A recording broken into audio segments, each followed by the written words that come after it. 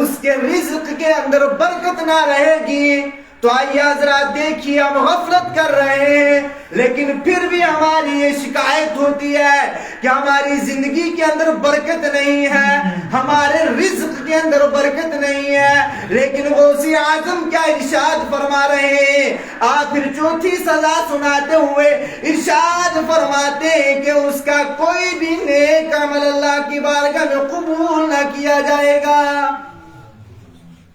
نماز کو چھوڑ کر وہ جتنی بھی بلائیاں کرے گا اللہ قبول نہیں فرمائے گا. یہ غوث اعظم ارشاد فرما رہے ہیں. پھر آگے آپ ارشاد فرماتے ہیں, پانچویں سزا سناتے ہوئے آپ فرماتے ہیں کہ اللہ رب العزت اس کی نیک دعاؤں کو قبول نہ کرے گا. آج ہم دعائیں کرتے ہیں, مصیبت سے نجات چاہتے ہیں, لیکن ہماری پریشانیاں,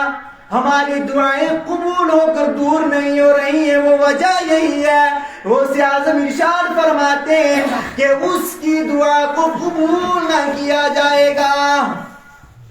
اور پھر حضرات دیکھیے جو اللہ کے صالحین ہوتے ہیں, اللہ کے ولی ہوتے ہیں, وہ تمام امت مسلمہ کو اپنی دعاؤں میں یاد رکھتے ہیں. لیکن غوث اعظم فرماتے ہیں کہ جو نماز نہیں پڑھتا, غفلت کرتا ہے, اللہ رب العزت اس کو نیکوں کی دعاؤں سے بھی نکال دیتا ہے.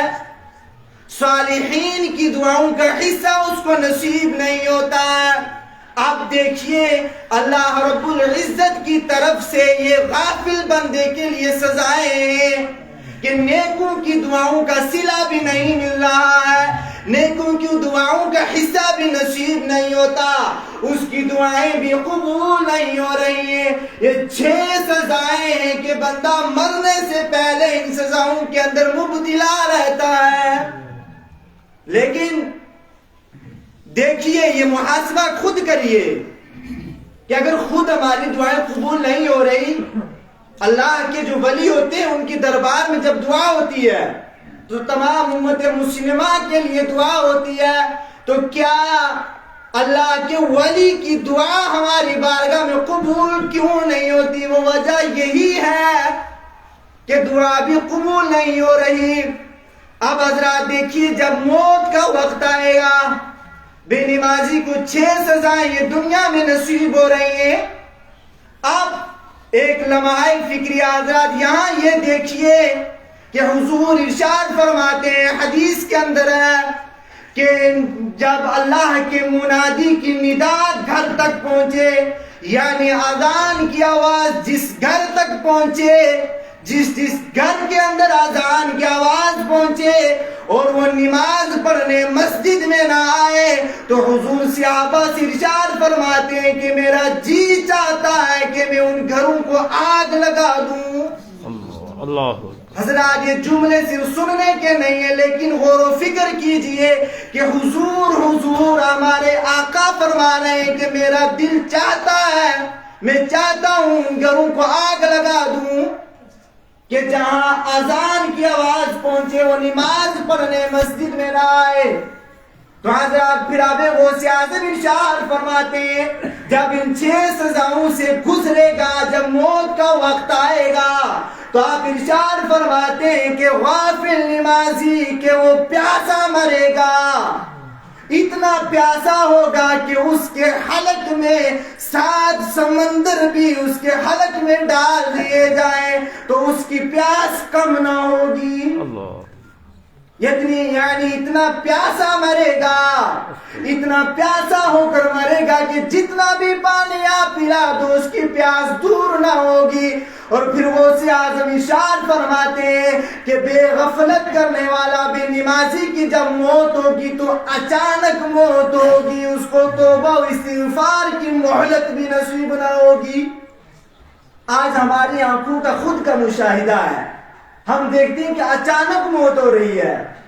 کل بندہ گھر میں چل رہا تھا, گھر میں کھا پی رہا تھا, ہم سے ملاقات ہوئی,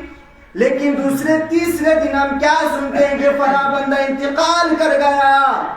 غوث اعظم ارشاد فرماتے ہیں کہ وہ اچانک موت کا شکار ہوگا، اللہ رب العزت اس کو توبہ کی استغفار کی توفیق نہ دے گا،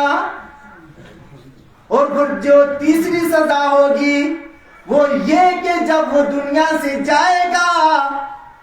تو دنیاوی مال کا بوجھ اس کے کاندھوں پر اس طرح ہوگا کہ وہ بوجھل ہو کر مرے گا،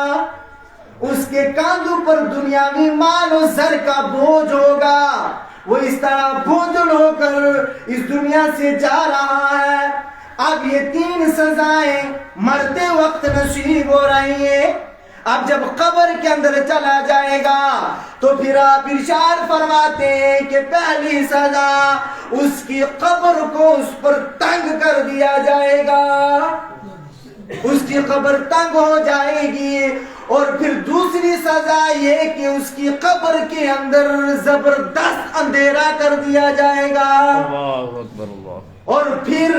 قبر کے اندر جو تیسری سزا ہوگی کہ جب منکر نکیرین اس سے سوال کریں گے وہ منکر نکیر کے سوالوں کا جواب نہ دے پائے گا، وہ منکر نکیرین کے سوالوں میں لاجواب ہو جائے گا، جواب نہ دے پائے گا۔ یہ مسلسل سزائیں چلتی آ رہی ہیں، جب زندہ تھا تو 6 سزاؤں کے ساتھ چل رہا تھا، جب مرا تو یہ سزائیں پار کر کے آج قبر کے اندر آیا تو یہ سزائیں اس کے ساتھ چل رہی ہیں، لیکن جب قبر کی زندگی ختم ہوگی، میدان محشر آئے گا،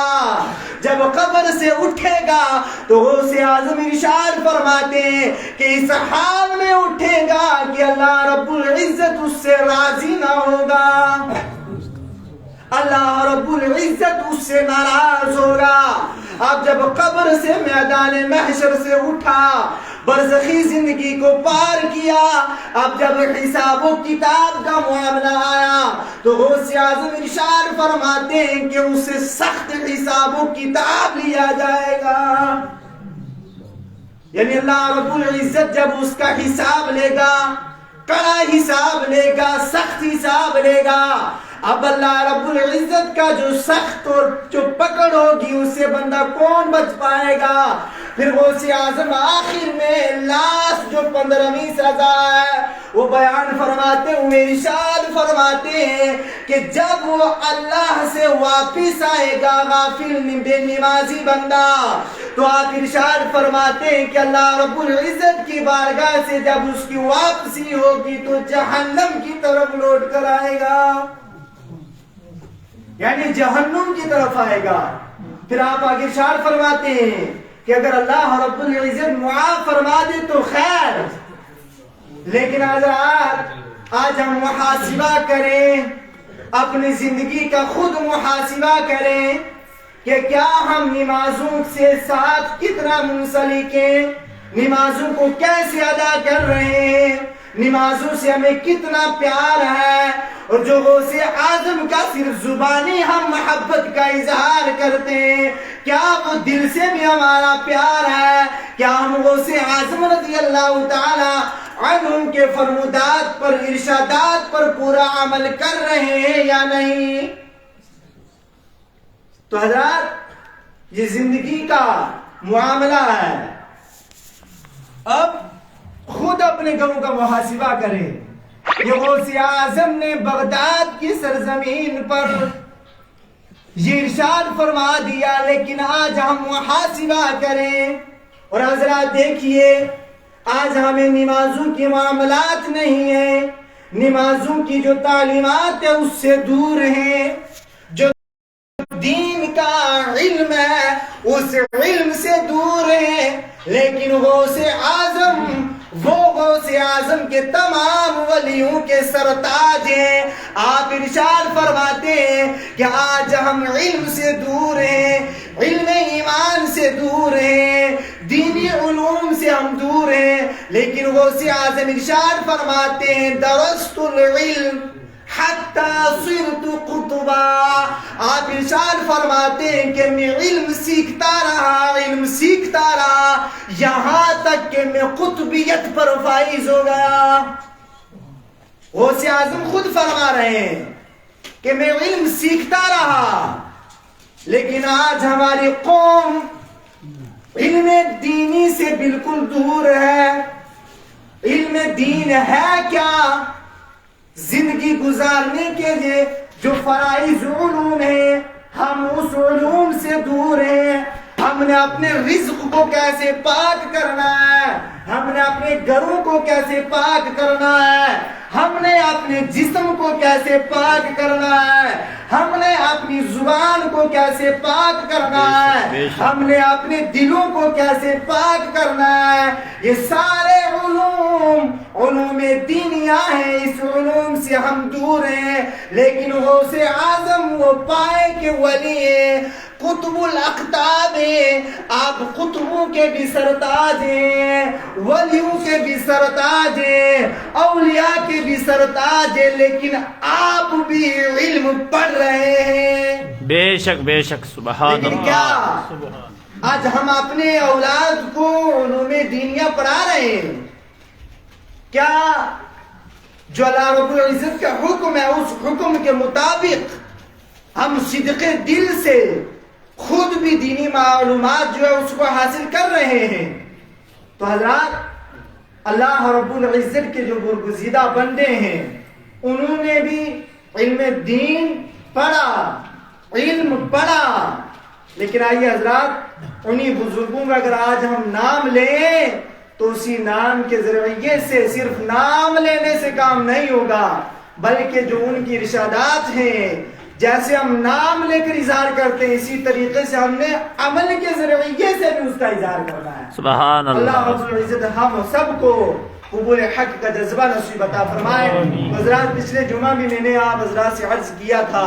عشر کے معمولات میں، تو حضرات جو پیداوار عشر کی ہوتی ہے، کھیتی کے اندر جو بھی پیداوار ہوتی ہے تو اس میں 10واں حصہ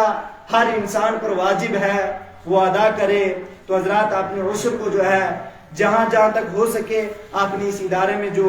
مکی کا جو اس وقت سیزن چل رہا ہے اس کے تعلق سے میں آپ حضرات سے گزارش کر رہا ہوں کہ حضرات بڑھ چڑھ کر آپ یہ عشر صحیح طریقے سے صحیح معنوں میں دیں۔ یہی علم دین کی بہاریں ہیں۔ آپ ہر طریقے سے اپنے رزق کو پاک کریں، جب آپ کا قلب بھی پاک ہو جائے گا تو اللہ رب العزت کی بارگاہ میں